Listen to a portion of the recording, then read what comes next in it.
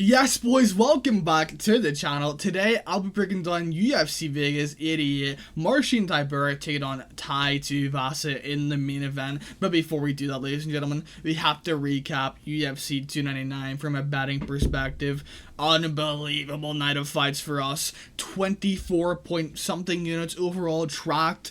An unbelievable night once again. We are destroying the books. We're up 40 units or something overall this year already. And yeah, man, the max bet cash to make it 9-0, 90 units overall. Just insane, man. Like I can't believe our max bet streak right now. We're 9-0 on max bets. Such a profitable way to tail me, and another way that's very profitable to tail me, which I'll be getting into in just a second. But yeah, man, what a absolute night. I mean, come on, boys, hit the like button, hit the subscribe button. It doesn't cost you anything. I'm giving you the best analysis possible, the best breakdowns possible. I'm just trying to give you guys the best content possible for betting, for predictions and stuff, man. And I feel like I'm doing that, man. I only picked 2 fights wrong last night, and we're up 90 units overall. I'll just scroll up. This is this website only. I do track other bets, by the way. So 66 units on this website, 10% ROI. I mean, that's absolutely phenomenal. Look at across the board, man. We're very good across the board. It's not like we're better at one thing than the other. I mean, we are very good across the board, and man, we are absolutely crushing the books this year. Like 40 units, like I said. And yeah, this is the long shot parlay that I cashed. I mean, I was on fire last night. I was on absolute fire. I was him. I was the end game boss last night. But yeah, that was just me obviously recapping what I just did. But yeah, these bets right here, man, these are the most profitable bets you will see out on the internet. 15-1, destroying the books. My Bet365 account is looking like it's on the way out, ladies and gentlemen. They've been giving me warning signs. I tried putting this long shot parlay on Bet365, and you know what they said? So I was going to put 5 on, right? I put 5 on, but they were only going to let me put 4.36 on. They were taking 70 cents or something away. I can't really remember. But yeah, it was like 70 cents they were taking away from how much I was putting on, which is insane. He said, it looks like my Bet365 account is on the way out, and they said, you're not going to be getting any more offers anymore on my account, so yeah, it looks like that Bet365 account is cooked, ladies and gentlemen, especially after last night. I mean, look at this, man. 71% ROI, 25 units tracked, 15-1. If you want to get these bets, they're on Bet365. You got to stay locked in. Follow me on Twitter. Sicky Does MMA. I post every single one of these bets on Fridays around 12 p.m. GMT time, 7 a.m. Eastern time, because yeah, the reason why you gotta be really fast is because they mess up these lines really badly. For example, 50.5 strikes right here. You see the 50.5 strikes? It went from 50.5 significant strikes round 1 to like 39. I think it was 39 strikes, I think. Significant strikes, and then BSD went from 74 to 59. So I'm beating so much line movement with these bets, crushing the books with these bets. That's why I think my Bet365 account is on the way out. But yeah, man, crushing it this year. We're up how many units did I say we're up? I think we're up like 40 units already this year, and man, we are destroying it. We're like 7-2 in our last 9 events. So yeah, guys, please show me some love. Please show me some love with that. Hit the like button, hit the subscribe button. It's free. It's literally free. There's no gamble involved. You're just gambling in the fact that is this kid really good? And I think I'm pretty good, man. I think I'm pretty good. I think I'm giving you the best analysis possible, giving you the best bets possible. And yeah, man, let's go on to UFC Vegas 88. Enjoy the reactions, obviously. I mean, I went crazy for Blades. I went crazy for all of my bets, to be honest. Peter Yan winning by decision. I just went insane last night. What a night of fights. What a night of bets. That will go down in the history, probably as my greatest event ever for betting. I went over like 1K last night, so yeah, man, I just cannot believe how last night went, and I hope you guys enjoy the breakdown for UFC Vegas 88. Enjoy this weekend, and yeah, let's cash together. Hope you guys had a really good UFC 299 as well, and hope you hurt the bookies, because that's all we're trying to do. Even if you don't like people in the community, we all have to try and destroy these bookies, because yeah, man, they get away with murder. But yeah, seriously, guys, hope you guys enjoyed this breakdown video, and I will see you in the next one for my best bets video on Friday. See you there, guys. Peace. Yes! Woo! Come on, baby! Turn me on! Turn me on! Sometimes I get a good feeling. Starting the night off. Yeah. Oh my god, plus 187, baby. Come on! He's hiding! Oh my god!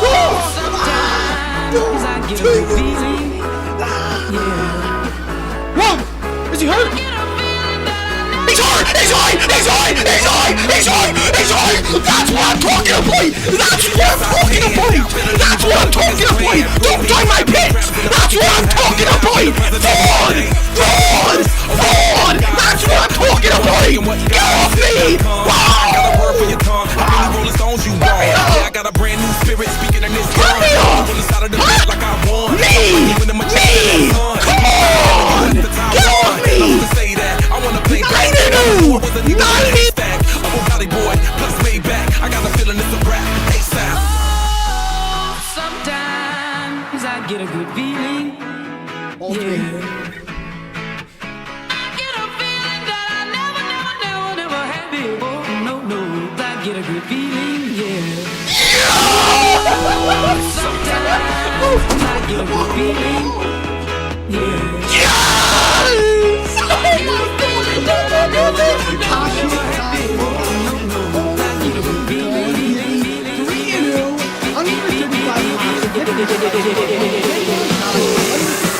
The mountains high, walk on water, I got power, feel so royal. One second, I'ma strike for you, diamond, platinum, no more for you. Adrenaline, never giving in, giving up's not. Yes, he's on fire. He's really hard. No fear, go to sleep in the lion's den. That glow, that spark, that glow. Go. The king of the jungle. He's From the pictures, straight game face, it's game day. See me running through the crowd full of melee. No trick play, I'm Bill Gates. Take a genius to understand me. We are literally shitting on this. This is insane. This is insane. Oh my god, I'm him. And our next one has been Chad and Anheliger versus Charalampos, Grigoriou. I think I said those names right. Did my best, but yeah. Chad, is pretty good overall. I think he's pretty good in every aspect of MMA. Not amazing, not great, but solid enough. He's got good kicks, good boxing, okay defensive wrestling, good jiu-jitsu, good offensive wrestling, and good cardio, and I think the cardio is going to play a big aspect in this fight. Charalampos, on the other hand, pretty big power in his hands, pretty, the way, he knocked out Smotherman in their Dana Contender Series fight was pretty impressive. I bet on Charalampos at like plus 170 in that fight. Very happy with that bet. Just had to flex that, but yeah, guys. Charalampos, pretty good on the feet, pretty fast, very explosive on the feet, a lot of spinning stuff. But honestly, I really like Chad at this price, man. I think he's going to be the better, more experienced fighter. He's fought a way better competition, and I think people are overrating Charalampos after that, KO win in the first round against Cameron Smotherman. I was never high on Cameron Smotherman. That's why I literally bet on Charalampos in that Dana White Contender Series fight. But yeah, man. Going to the 5th round against a 6-5 guy, going to the 2nd round against a 2-5 guy, almost going into the 3rd round. Losing fights previous to that, yes, he lost to C-Rod, which is not a bad loss, but I'm just really not impressed with what I'm seeing before the Cameron Smotherman fight, and I just think people are overrating him after that fight, and kind of the line is just because of that. But I am going to go with Chad Anheliger by decision. I think he can implement wrestling, implement his cardio, survive that first round, and start to take over the fight 2nd and 3rd round and win this fight by decision and pick up a victory at UFC Vegas 88. So yeah, give me a Chad by decision in this matchup. Our next fight is going to be Cory McKenna taking on Jaqueline Amorim.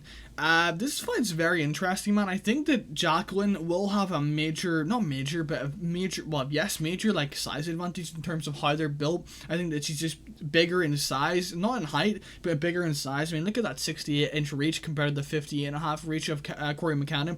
Cory McKenna is an atomweight. She is not even a strawweight. She's too small for strawweight, and I think Jaqueline will obviously be looking for those takedowns. Jaqueline has very, very elite top pressure, elite ground game when she's on top, and always looking for submissions, trying to transition to positions to find submissions on top. Good ground and pound, as we've seen in her last matchup against who was it? Rodriguez? Montserrat Ruiz. She absolutely mauled her, 10-8'd her 2 rounds back to back, and the cardio held up. We were all saying, is her cardio a bit suspect? And it looked a bit suspect against Sam Hughes, and yeah, she kind of gassed out of the first round, blew her wad, and Sam Hughes took over and kind of beat her there, beat her by cardio, literally just outstriking her for the next 2 rounds. And after surviving that very close round 1 where she almost got submitted by rear naked choke multiple times, but very good defense by Sam Hughes. But yeah, Cory McKenna overall pretty good jiu-jitsu as well. Good top game. Okay striking. I'm not really impressed with either girl's striking, but so I am probably going to go with Jaqueline. I think she has the size to get on top, control Cory McKenna. I don't think Cory McKenna has that explosiveness from bottom position to find a way back to her feet. Her takedown defense is somewhat decent, to be fair, but I think that Jaqueline will be able to get on top, win the minutes, and probably eke out 2 rounds and then maybe lose the 3rd round. I do actually like Amorim at this price, man. I really do. At -115 around that, I'm probably gonna play her, to be honest. I think that she's the more dangerous fighter. I think that she can win the minutes on top early and in the 2nd round as well, and potentially find the submission in round 1. But yeah, Cory McKenna is improving. She's only 24 years of age. Both of these girls are still improving. 28 versus 24. So yeah, this is a very interesting matchup in the strawweight division. But yeah, give me Amorim by decision in this matchup. And our next fight is going to be Josh Culibao taking on Danny Silva. I don't really know what to think about Danny Silva. I don't know if he's good. I don't know if he's okay. I don't know if he's bad. His last fight against Pacheco, that was an all-out war. That was one of the best contender series fights I've ever seen in my life. He has absolutely nasty boxing. He does sit in the pocket for too long, and it does allow him to be cracked, like he was against Pacheco multiple times. But yeah, this Danny Silva guy cracks, got very good combinations. Okay, Cory, he kind of was slowing down in that fight to Pacheco, but I mean, he hurt Pacheco so many times, so I don't blame him. But yeah, Josh Culibao on the other hand, more of a boxer as well, but does implement a lot of kicks and does look for takedowns at times. But yeah, he's basically a striker, to be honest. I think it's going to be a striking affair in this matchup, and I think that Josh Culibao has the lengthier attacks, has the more diverse attacks on the feet, and I think he's fought the higher level competition, and he has more experience at this level. So I think I'm going to go with Josh Culibao by decision. I think he has the longer attacks, the kicks from the outside, not really the better boxing, but I just think he's more slick on the feet overall, and Danny Silva's a more plodding guy with a high guard and trying to look for a big shot to hurt you. So I think that Josh Culibao is going to be the better minute winner here and he'll win this fight by decision in this matchup. What is this fight, ladies and gentlemen? Thiago Moisés versus Mitch Ramirez. I mean, this is going to be domination by Thiago Moisés any way he wants in this matchup. But yeah, man, Mitch Ramirez, I've heard his story. He was like a drug addict and he's came back, dug himself out of that hole and is looking pretty good in MMA. But I mean, Thiago Moisés, man, he's another level compared to Mitch Ramirez. He's better in the feet, way better in the ground, just not even close in the ground. Yeah, but on the feet, man, even Thiago Moisés has the way better technical striking. Mitch Ramirez is very open on the feet, as we've seen against Prates on the Dana White Contender Series fight. He did get a bounce back win against a 5-0 guy, Irwin Tavares, but I just think that there's levels to this game, man. And Thiago Moisés is a guy that's outside of that top 20 range, like 20-ish in the lightweight division, and this is a massive step up in competition. I think that he's outgunned in basically every aspect of MMA here. I think he'll lose this by KO, probably round 1 or something.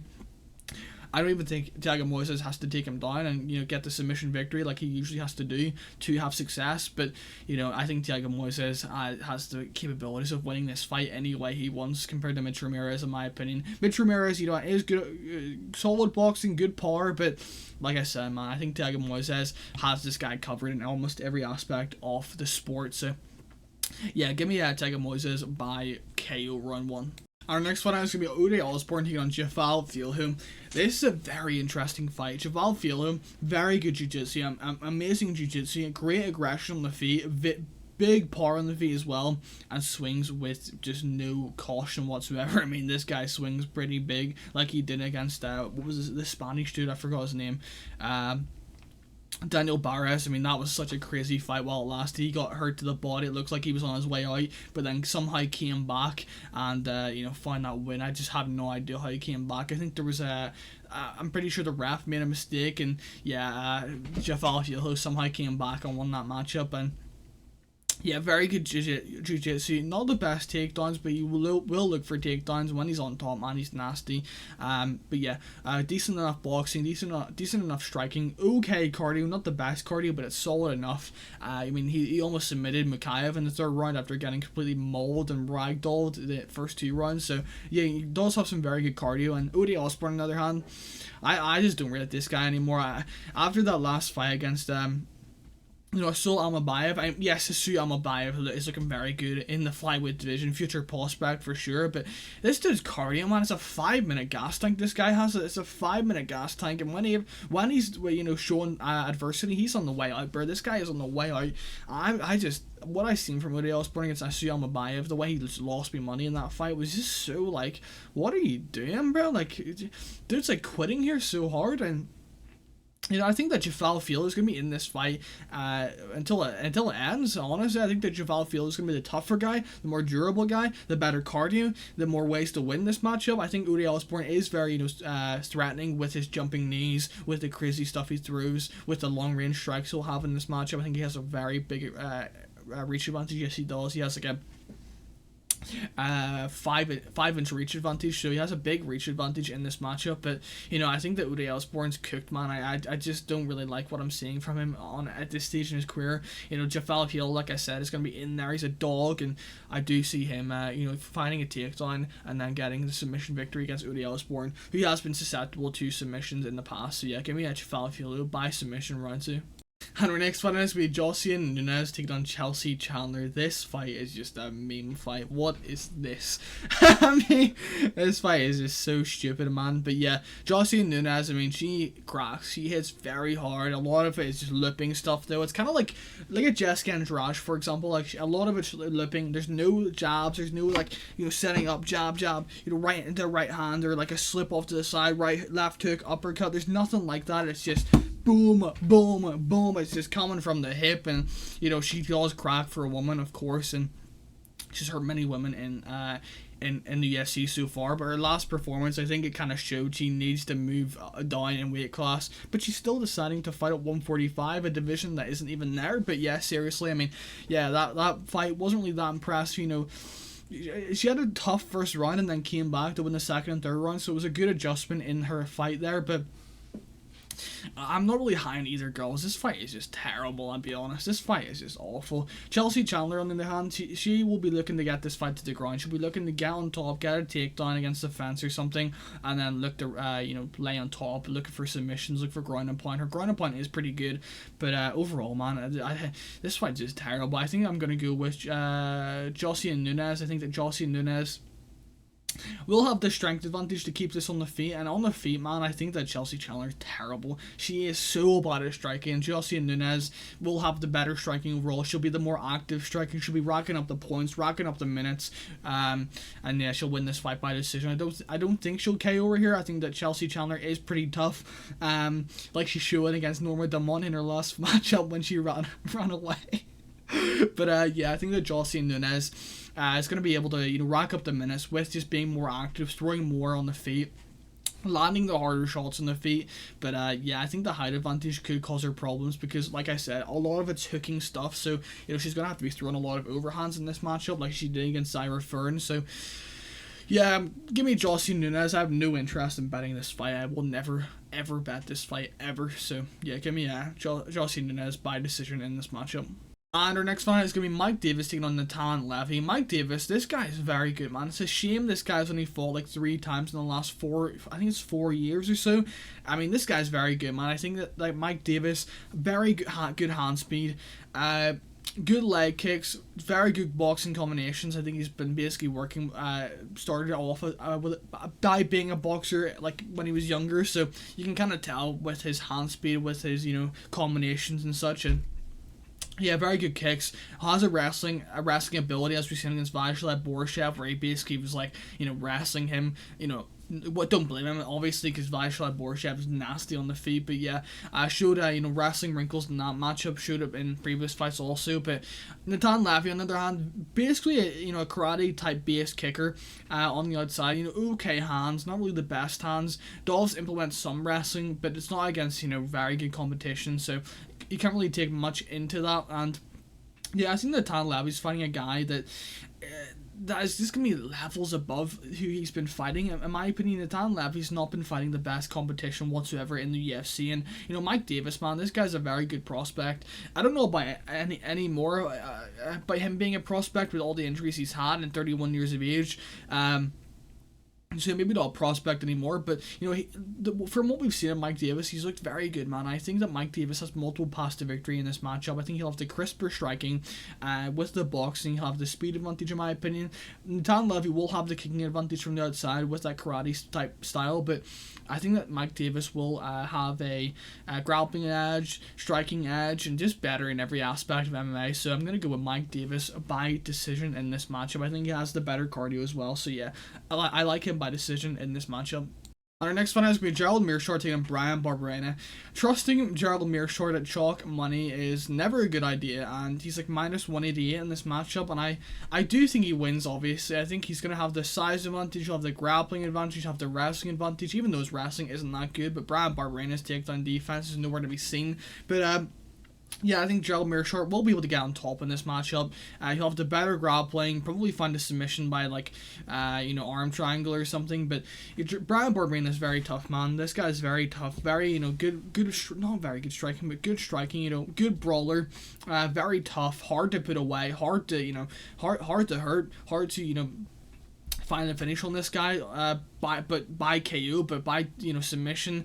He doesn't have the best grappling, doesn't have the best wrestling defense, and I think Gerald Meerschaert will win this matchup pretty comfortably. But I just don't want to lay minus 180 on a guy that is just so weird. He's just such a weird fighter. 1 minute he looks not insane, but 1 minute he looks so good. Next minute he looks just awful. So you don't know what you're going to get out of Gerald Meerschaert, to be honest. Not the best striker, very slow, very unathletic, but his grappling's very good, and I do think it will pay dividends in this matchup against a guy that has struggled with grapplers in the past, basically no takedown defense whatsoever. Coming up a weight class, will have a massive size disadvantage compared to Gerald Meerschaert, so yeah, give me Gerald Meerschaert by submission, round 2. And our next fight is going to be Pannie Kianzad taking on Macy Chiasson. Pannie Kianzad, basically like a boxer, does look for the clinch. Not really impressive whatsoever. She does have some decent kicks on the feet. More of a boxer type. Like I said, she does look for the clinch. Does, sometimes look for some takedowns like she did against Raquel Pennington. Not really the best top pressure. And yeah, I'm just really not high on Pannie Kianzad whatsoever. Like I said, she's a pretty good striker. Not the best striker, but pretty good. And yeah, I just think that Macy Chiasson has improved levels above what Pannie Kianzad has improved. Yes, Pannie Kianzad has improved since their first fight, which took place a long time ago. But I think that Macy Chiasson has improved leaps and bounds, and even her grappling game is coming on now. She's able to look for takedowns, get on top like she did, against Aldana. I'm actually not sure if she got takedowns in that matchup, but she was on top. She did control Aldana for long periods of time in that matchup. Her long striking is very crisp. Her teep kicks are good. Her boxing is very good in my opinion for women. And I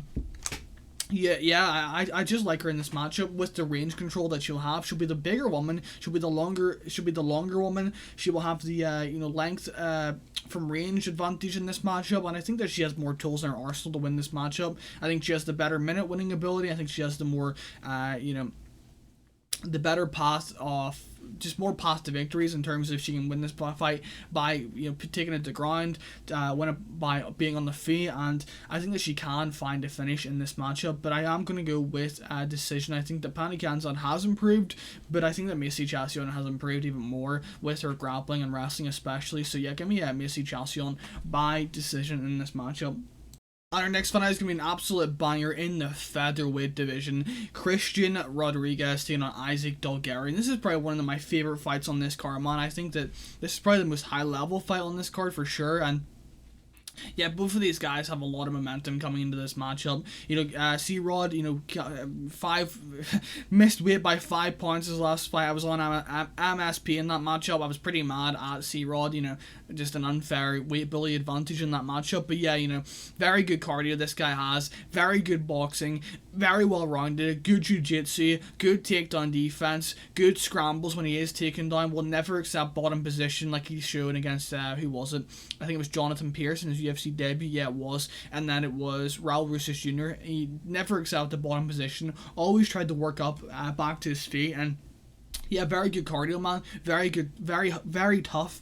And yeah, I think, I just like everything that I've seen from Christian Rodriguez, especially in this last matchup. Yes, he missed weight by 5 pounds, which was a bit of a really bad. That's why he's moving up to featherweight from bantamweight. So, this is gonna be interesting. He will be the smaller guy in this matchup for sure, I think, but it won't be that much smaller in terms of length and height, because they're basically the same. So yeah, Isaac Dulgarian on the other hand, Isaac Dulgarian has very good wrestling, man. From what we've seen, he hasn't fought the best level of competition. If he goes through his competition, just not the best level of competition. But in his UFC debut against Francis Marshall, man, he absolutely mauled him to smithereens. And yeah, man, he looked very impressive in that matchup.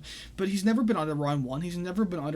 And I just don't think he'll be able to just smash a guy like C-Rod in this matchup. And on the feet, I don't really like what I'm seeing from Dulgarian, in my opinion. I think that he is a bit awkward on the feet, not really that comfortable in the feet, and I think that C-Rod will be taken down in the first round. I think he is going to be taken down in the first round, but after the first round, man, I think that Christian Rodriguez will pick up the pace and start piecing this guy up on the feet. I just don't see him, Dulgarian, being able to get on top and just start smashing Christian Rodriguez to smithereens. I just don't see that being possible.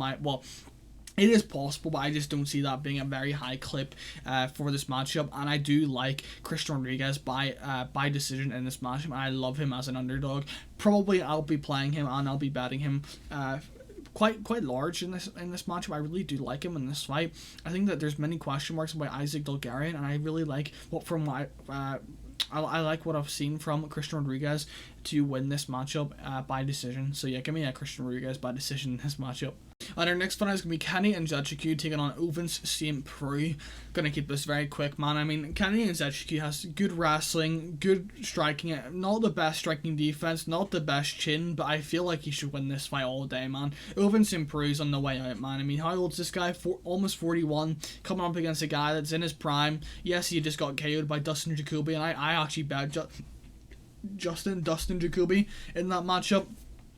I just felt like Dustin Jacoby was being so underrated after losing to Azamat Murzakanov. He's an absolute beast, and yeah, Dustin Jacoby was the play all day at plus money against Kennedy Nzechukwu. But honestly, I think that Kennedy Nzechukwu probably can win the striking as well in this matchup, but I wouldn't advise him to. I'd probably tell him to get against the fence, work on this guy, Ovens St. Preux. He's 41 years of age. Looks like he doesn't take his career seriously whatsoever anymore, the way he's so out of shape now. And I think that Kennedy Nzechukwu will be able to get on top and find a stoppage in the second or third round. So yeah, I'm going to go with Kennedy Nzechukwu by second round, ground and pound. Ovens St. Preux is just not, the same guy as what he once was, clearly. And yeah, Kennedy Nzechukwu is definitely the side in this matchup.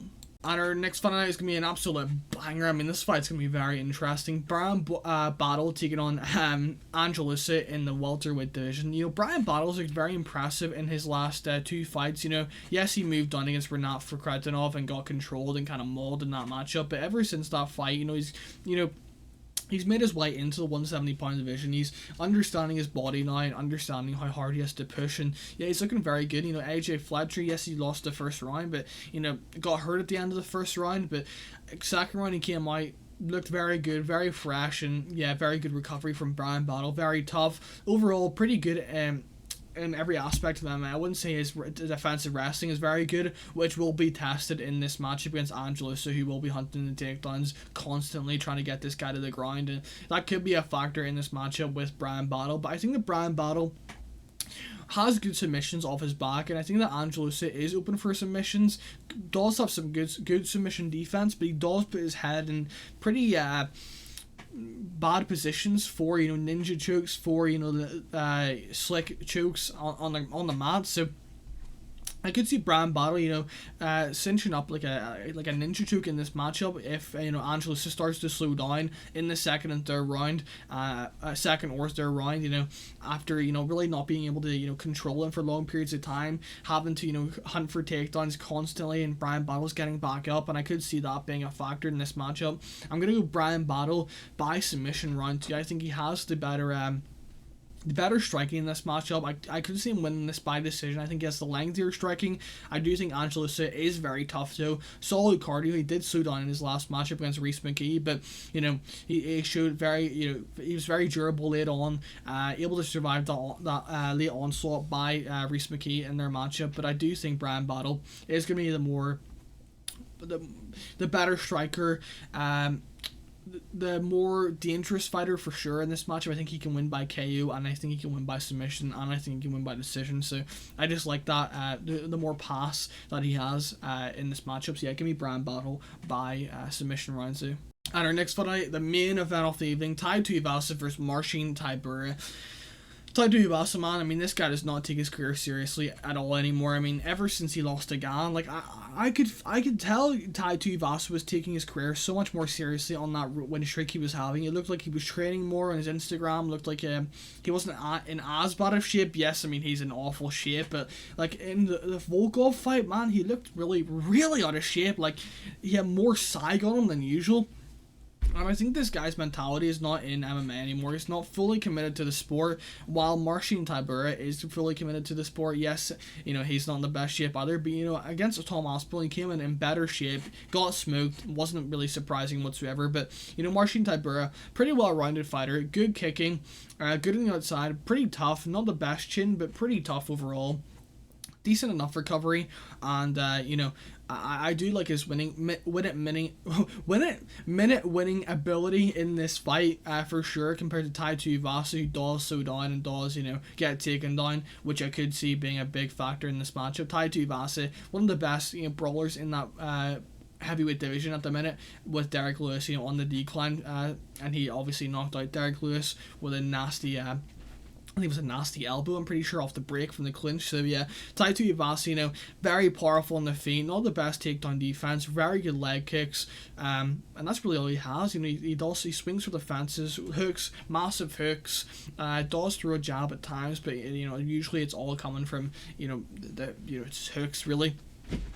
And I could see Marcin Tybura getting clipped on the chin in this matchup for sure. I mean, it's Marcin Tybura, let's be honest here. But I think that Marcin Tybura has the minute winning ability here, and it's a 5-rounder, and I could see this going to decision. I said that with Gaziev versus Rosenstruck, this could go to decision, man, if if Gaziev doesn't find the finish early, and it would if Gaziev didn't quit him, obviously. But yeah, I think that Tai Tuivasa, I think he's done. I really do. I need to see it. I need to see a change in him before, backing him, if that makes sense. So I am going to go with Marcin Tybura by decision in this matchup. I think he will, have the minute winning ability against the fence, get him in against the fence, look for some trips against the fence, lay on top of him when he gets him down, and just kind of eke out a decision here. Maybe, gets hurt in the first round, but overall I'm going to go with Marcin Tybura by decision in this matchup. Hope you guys enjoyed this breakdown. If you did, hit the like button, hit the subscribe button. It's completely free. Helps out the channel massively. Shows that I'm doing something good with these breakdowns. If I was stuttering throughout this breakdown, I'm sorry. I mean, I'm so tired, man. It's like 3 a.m. or 3 p.m. right now. I mean, gee, I'm cooked, bro. I went to sleep at like 9 a.m. I only had like 4 hours sleep. I'm so tired. Look at the bags under my eyes, boys. But yeah, hope you guys enjoyed this breakdown. If you did, hit the like button, hit the subscribe button. It's completely free. I will see you in the next one for my best bets video on Friday. Have a good day, boys. Peace.